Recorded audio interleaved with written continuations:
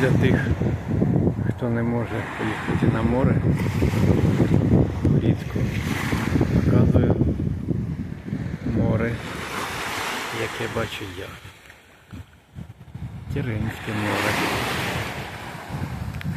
Блакитне море. Тіринське море. Розгірене сьогодні вранці. У неділю. Під кінець липня. Отаке. Створює хвилі. Вище до берега. І розмірено